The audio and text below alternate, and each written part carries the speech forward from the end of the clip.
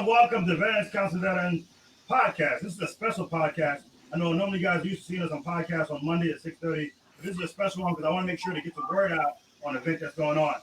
As you know, with Veterans Council Veterans, we got a podcast called Veteran Suicide Local Solution.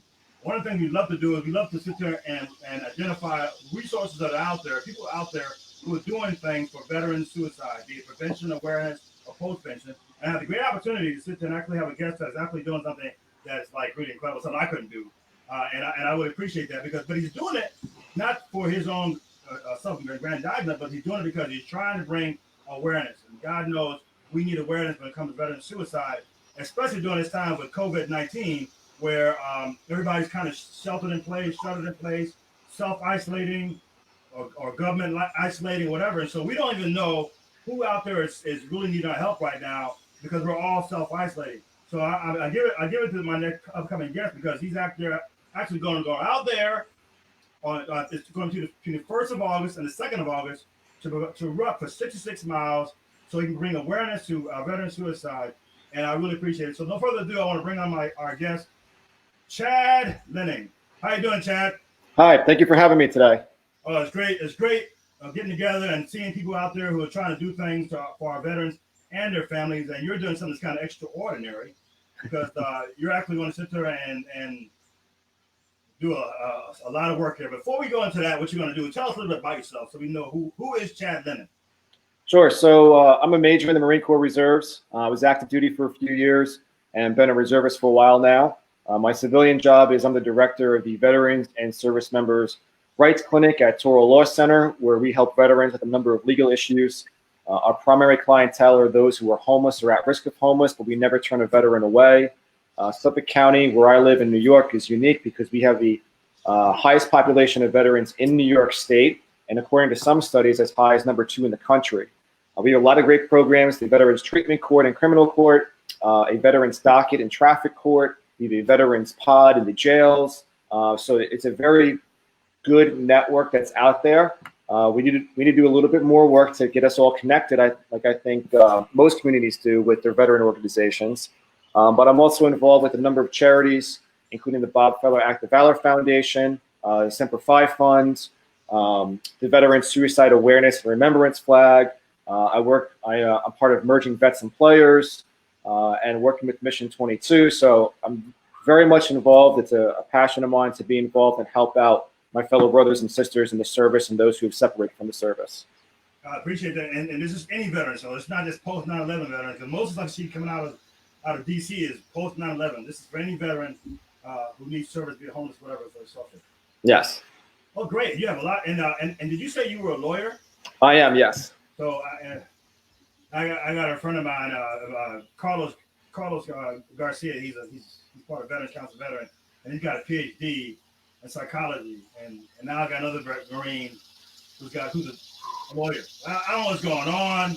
I don't know because we're veterans to give you guys some kind of pass. But at any rate, I really appreciate you coming on board and doing what you're doing. So let's you had mentioned about you're part of some of the organizations, and this march you're doing. Who are you part of in that when it comes to that now? So just a little background to the march. I got into charities. I've always wanted to do a charity.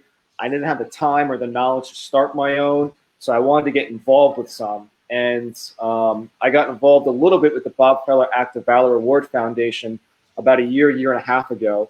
And one of the more admins, it's a notice that goes out to Marines, is the foundation gives an award to a Navy Chief Petty Officer and a Marine Staff NCO. So the first thing I did was ask my first sergeant is, hey, let's find out if we have any Marines that are eligible for this award. Then I just contacted the foundation and said, hey, I saw you guys do this. Walk4Valor, one of the all-time best baseball players, a Hall of Famer. He was in World War II as a Chief Petty Officer. And I love baseball, so I said, hey, this is great. I'd love to get involved in this charity. So I got contacted back within a couple of hours from Peter Fertig, who is the founder and president of the foundation. And I also was getting involved with the Semper Fi Fund because I wanted to do something. I had read or I listened to the audiobook by David Goggins, Can't Hurt Me. And that definitely was a life-changing experience listening to that audiobook. His big message that I took out of it was find purpose. And his story was with being a Navy SEAL. He knew Michael Murphy, who received the Medal of Honor, who happens to be from Suffolk County in Long Island here. And the Operation Red Wings, he lost a lot of friends there.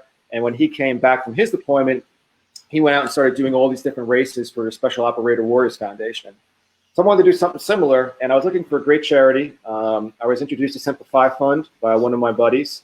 So I said, all right, I want to go do something that's a little nuts. And I decided to take a 400-pound chain and pull it for 1 mile and try to do it as fast as I could.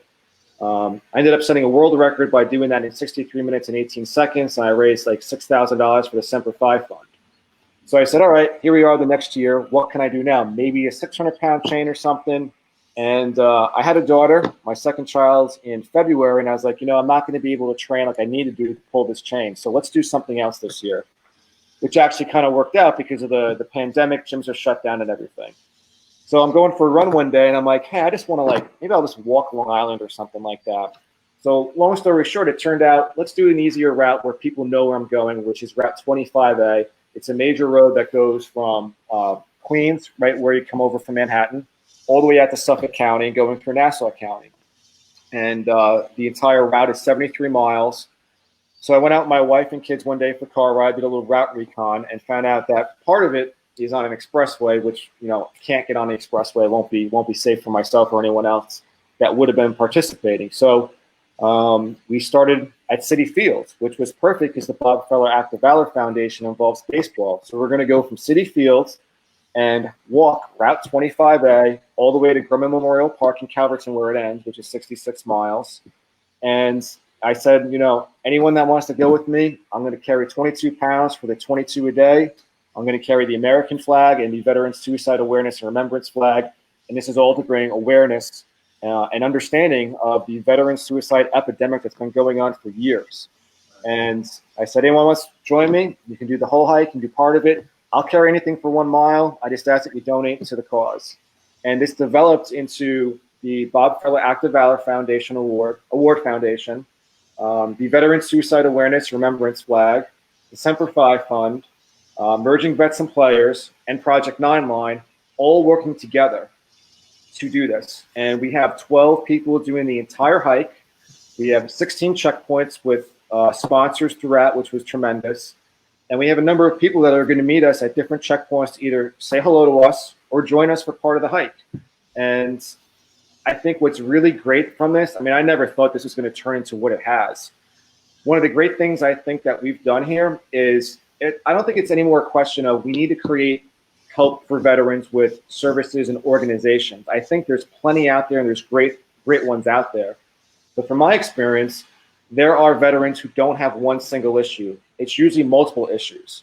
So now we're creating a network of, hey, this is what we do at this organization, excuse me, and I can't help you with issue 2, but here's who we work with that does that.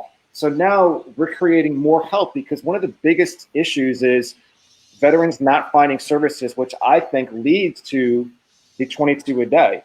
And it's not just the post 9/11 veterans, it's all eras. The Vietnam veterans are a major part of that 22 a day, which luckily we brought it down, but not enough. It's about 20 a day. We'll never be satisfied till it's 0. That's where we need to get the number to.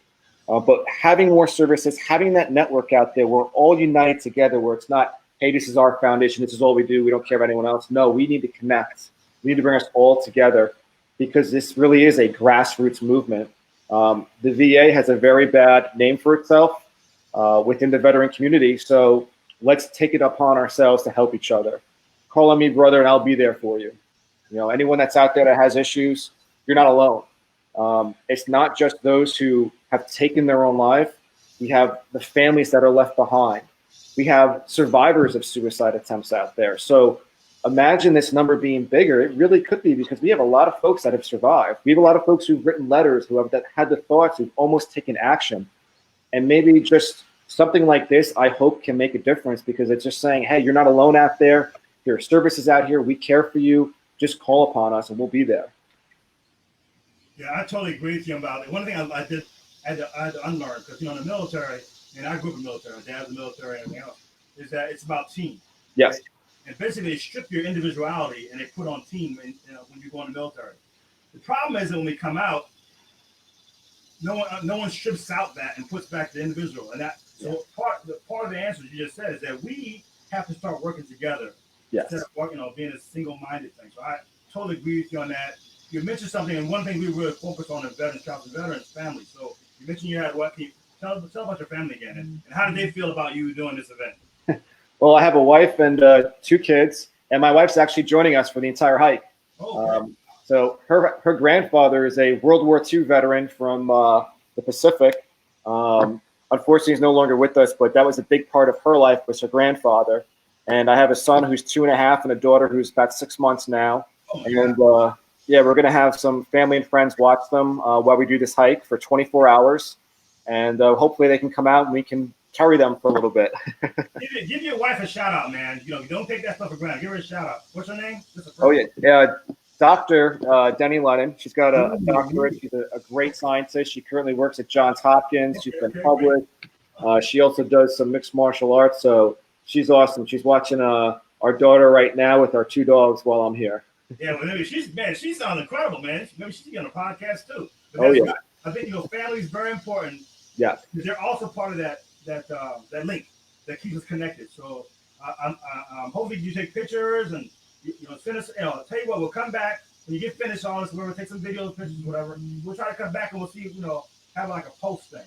That'd be great. Thing over here. So anyway, I want to see if I'm going to try something here. So bear with me. All right.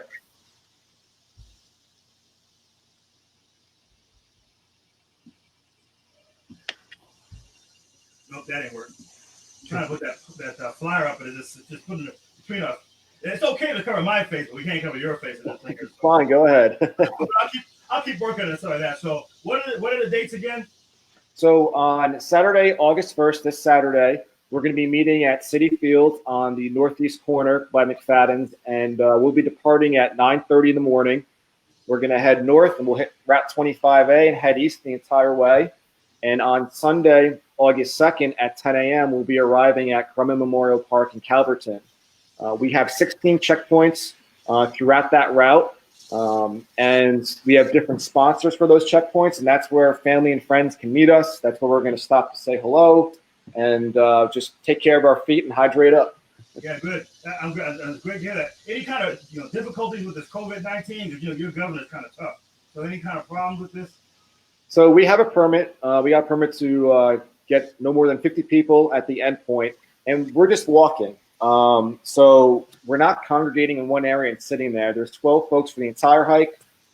There's people that are going to join us. Folks are more than welcome to wear a mask if they want. I won't be wearing a mask for 66 miles. But, masks are there. Whatever anyone wants to do, if they want to, and be in the trail behind us, a few feet, whatever works, that's, more than welcome. So it's just us walking. We're not stopping anywhere except for our checkpoints just to get ourselves together. We're going to move on from there.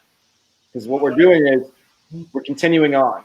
And I'm carrying this weight, and other people will be carrying weight to symbolize the weight that some of us veterans carry when we think about taking our own lives, for the families that are surviving behind, and for those who have survived suicide. We're carrying that weight, and we're not going to stop because all of us can't stop. We have to keep moving forward and do this together.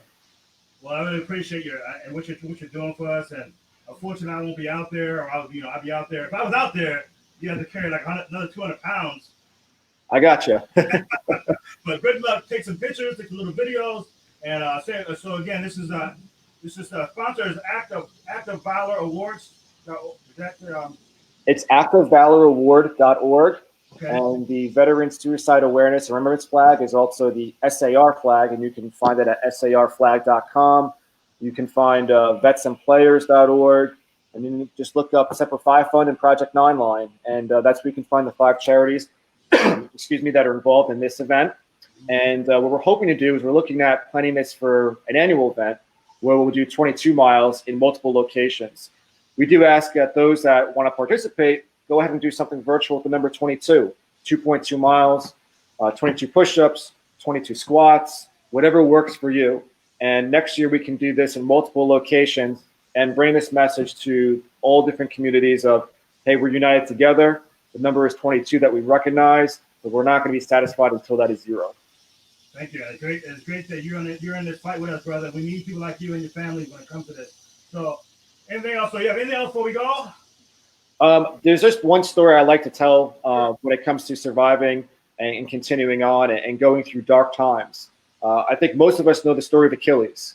And if you go back to the Trojan War, Achilles was on the Greek side. The Greeks came to Troy. It was a 10-year war. So when the Greeks came to Troy with their massive defenses, Achilles was the leader that pretty much all the Greeks followed. And I'm not going to go through the whole story, but he refused to fight. And his best friend was pleading with him, Achilles, we're losing. You have to come out. Our brothers are dying out there. We're losing this war, and refused to go. So his best friend put on his armor, went out and fought Hector, who was the eldest son of King Priam of Troy. And Hector killed Achilles' best friend. They all thought that it was Achilles. And Achilles was distraught, to say the least. He lost his best friend. He lost himself. And he just saw red. He had the tunnel vision. I'm going to kill Hector at any cost. Goes out, kills Hector. At the time, it was tradition to leave the body to be cleaned for the afterlife. And what Achilles did is he wrapped up Hector's ankles and dragged him away and kept him in his tent. It took the king of Troy to come and plead on his knees to Achilles, please give me back my son. And after pleading and talking to Achilles, he finally decided, yes, I'll give you back your son. And there was 12 days of the funeral for Hector. And I think that's an important story because it shows even the greatest of warriors throughout time falls, but we can always redeem ourselves. So we may fall, we may go into dark times, we may feel like we're alone, but we can always pull ourselves out, and we can do that by calling on someone. So even Achilles went through tough times and lost himself, but he came back, just like we can all come back from those dark times that we may have. Thank you. I think I saw that movie with Brad Pitt. Great movie. I still remember that one, but it's a great movie. Thank you for the analogy. So once again, if you're out there in that New York area, especially Long Island, yes, 1st and 2nd of August, head on out there. Cheer chat on. You can do it virtual. I don't know. You say it's going to be virtual now, or this next is going to be virtual? Anyone can do anything virtual. Just put the hashtag Walk4Valor, right. And whatever you're doing. Make it 22 something. 22 seconds of standing at whatever it is, whatever works for you, that'd be great because that's showing that you're with us.